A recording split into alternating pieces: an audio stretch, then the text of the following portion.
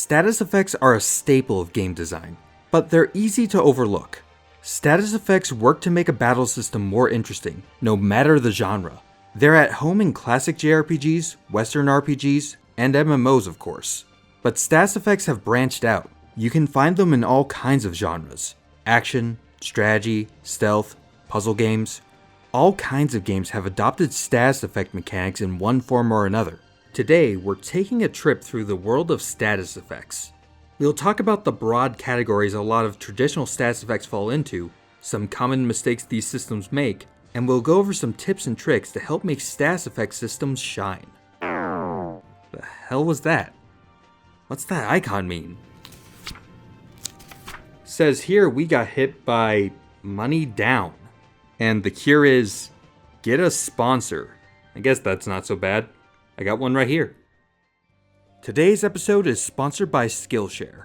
If you're looking to learn something new while you're stuck inside, you need to sign up for Skillshare. I've been brushing up on some animation skills using a bunch of their lessons, like this one. Fraser Davidson is an incredibly talented animator who I've been following for a while, and his class, Simple Character Animation, is a fantastic and easy to follow intro to working with After Effects to rig and animate a character with a ton of life, in a very easy way. Skillshare is an online learning community with thousands of classes on animation, illustration, music, creative writing, and tons of other topics for you to explore. And with premium membership, you get to take all of them for less than $10 a month. But hold on, today you can get a free trial of Skillshare. The first 1,000 people to click the link in the description will get a 2-month free trial of premium membership, so you can explore your creativity. Thanks, Skillshare. Nice. So what's the point of having a status effect system? Well, it's a tool.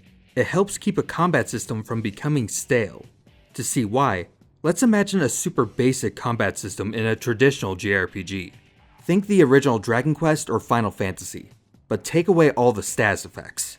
No poison, no silence, no sleep, no haste or slow, no attack ups or defense downs. Not even passive status effects like elemental strengths and weaknesses. What are your options in combat? Attack, defend, maybe some magic attacks and heals, use an item, or run away. Combat is just a race for who can drain the other's HP bar first. Can you do enough damage to take them down before they can do the same to you? Well, even with status effects, that's still the goal. But in this system with so few options, the calculations are really simple. Too simple. After a few rounds of combat, you can pretty well figure out if you're going to win or not. Then it's just up to you to grind out that result. Now rinse and repeat a version of that combat until the game is done. That's not very interesting. What this needs is something to spice up the moment-to-moment decision making, and that's where status effects can help. But let's step back. First, what are status effects? There are a variety of positive and negative conditions and special states that affect the course of a battle. They can be applied to enemies and allies alike, and can stack together in interesting ways. Positive status effects are empowering. They give you the advantage in combat. Negative status effects are disruptors. They're a wrench meant to jam your well-oiled machine. Together, they can shake up the rules of the core combat system, change the move-to-move calculations you're doing, and make fights more interesting than a simple DPS race. If you put together a list of all the different status effects from a lot of different games, you'll see some patterns. Most status effects operate on a similar set of properties and tend to bunch up into some traditional groups. 1. Damage over time. These are effects that, well, do damage over time, whether it's on a per-turn basis, over set time intervals, or after performing an action. Think Poison in Pokemon, Bleed in Monster Hunter World, or even Burn in Team Fortress 2. Status effects that heal over time fit in here too, like Regen in like 100 games. 2. Stat buffs and debuffs. Pick any numerical character stat and directly change it. This is the category for attack ups and attack downs, defensive stances, Protect and Shell from Final Fantasy, some implementations of Blind, like Dazzle in Dragon Quest, or status effects that change your max HP, like the Soul form in Dark Souls. The wide variety of stats that can be adjusted makes these some of the most common effect types that you'll see. 3. Turn and action economy. These effects change how often characters will act. For turn-based RPGs, it might mean losing an opportunity to act with the character, or it might change the order actions will take place. Haste, slow, and stop, break in Octopath Traveler, stun in Monster Hunter World, or stun in Street Fighter 2. This can also include statuses that have a chance of skipping a turn, paralysis in Pokemon, fear in Persona 5. In real-time games, it might make your character move twice as fast, or have less cooldown on moves, which in effect does the same thing as increasing your number of turns in a turn-based RPG. 4. Debilitators. These are the effects that disable some of your possible actions. Silence locks out magic actions in a bunch of games. Curse from Final Fantasy X prevents using overdrives. Numb in Earthbound prevents physical attacks. In Overwatch, Sombra's Hack, at least from the last time I played Overwatch, disables abilities for 5 seconds. 5. Loss of control. Some status effects make characters automatically perform actions on their own, outside of the player's control. Sometimes they'll be actions that can still help you out, like Berserk in Final Fantasy. Sometimes the actions will help your opponent, like Charm in Persona 3 and 4, or Confusion in Skies of Arcadia, among a zillion others. 6. Shields. Here are status effects that nullify or shield characters from certain attacks. Look at the null spells in Final Fantasy X. Statuses that make you invulnerable, like super armor in fighting games or iframes in action games, can also fit here. 7. Setups. Effects that can make a character susceptible to other effects, like different attack types. Final Fantasy XIII and the remake of 7 both have a stagger system, where staggered opponents are vulnerable to serious damage. Xenoblade Chronicles has the break and topple system, which is the first step to taking down some enemies. 8. Transformations. These are effects that change your character into a totally different type of character. It's a bit of a wild card, as the transformation can cause almost anything you can think of, and they're often, in effect, a combination of other status effects that can fall in many of the other categories. Toad in Final Fantasy, Kelolon in Lost Odyssey, or the Scarecrow and Mushroom forms in Super Mario RPG. 9. KOs and insta-kills. These are effects that incapacitate or remove a character from a battle, and can often count towards a fail state. Death in Everything, Eject in Final Fantasy, and lots of petrification effects all fit here. From these components, you can make an infinite number of unique spells and power-ups that dramatically affect combat. Some spells might do just one thing: reflect an attack, buff your defense, regen your health. Some might combine a couple. Berserk in Final Fantasy makes you lose control of your character, and it boosts the character's attack stat, and some spells can really go crazy with it. Lots of Persona 5 spells affect stat boosts, elemental susceptibility, and reduce the types of actions a character can do. Status effects immediately give more strategic texture to a fight. Instead of just a race to zero, a character who is built to dish out status effects will let the player consider a lot of different factors, and manage, predict, and act on each one. All of a sudden, a lot of new questions appear. If you spend your turn now to inflict poison, is that better over time than just attacking them? Will the fight even last long enough for it to matter? If you cast slow on the target, will that let you get enough hits in to take them out before they unleash their big attack on their next turn? Will there be enough turns to get the benefits out of this strength boosting effect to make it worth doing? Or should I just heal up instead? The game never directly asks you any of these questions, of course.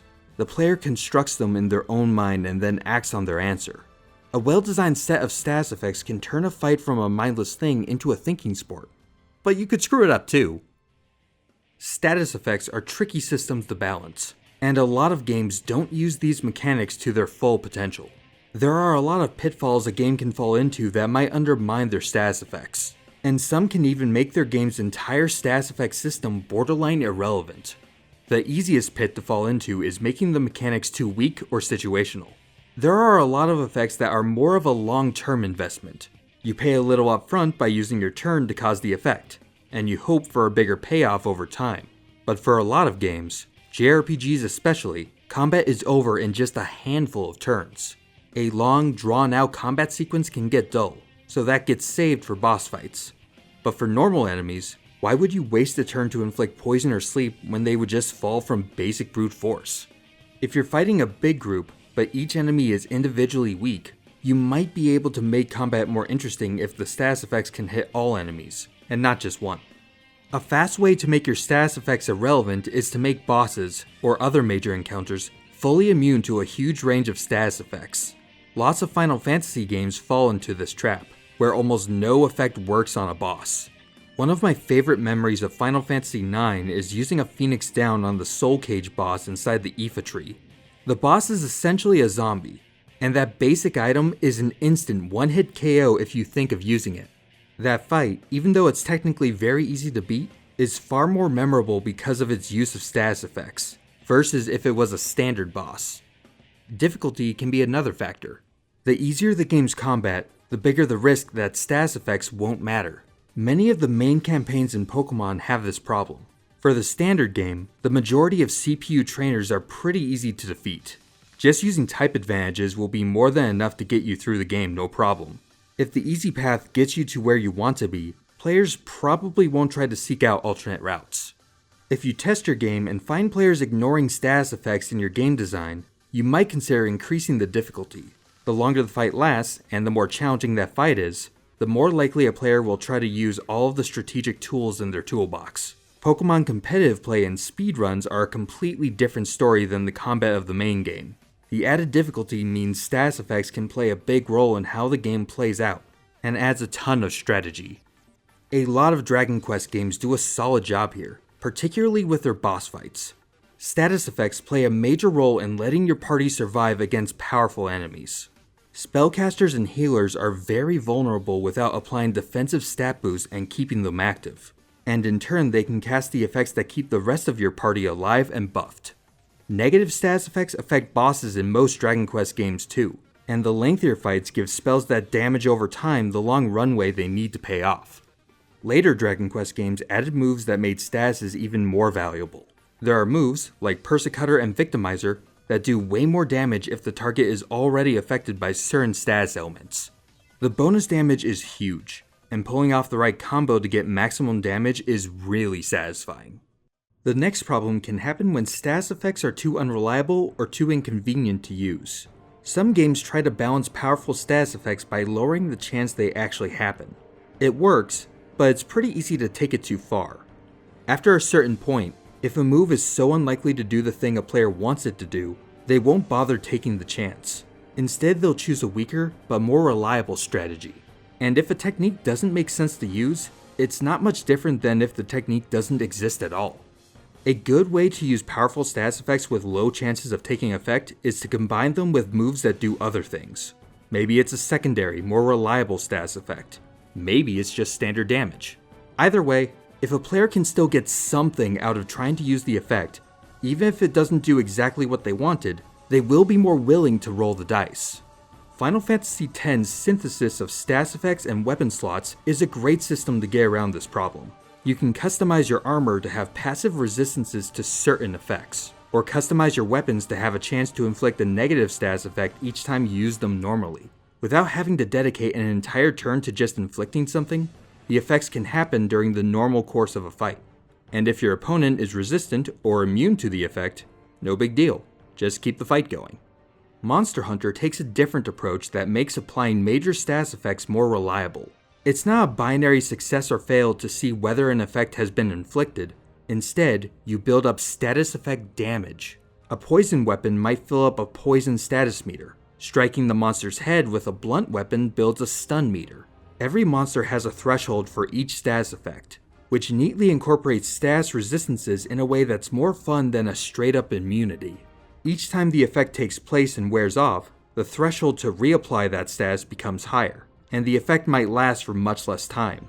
In a game like Monster Hunter, which is entirely built around boss fights, allowing status effects to be an ever-changing target to strategize around, rather than a simple binary system like in a lot of JRPGs, adds a ton of depth to the game. Also, it has Blast Blight. It just makes you explode.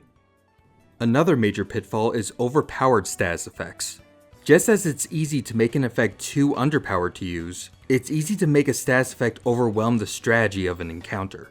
Moves and loss of control, and obviously KOs and insta-kills are especially prone to this problem.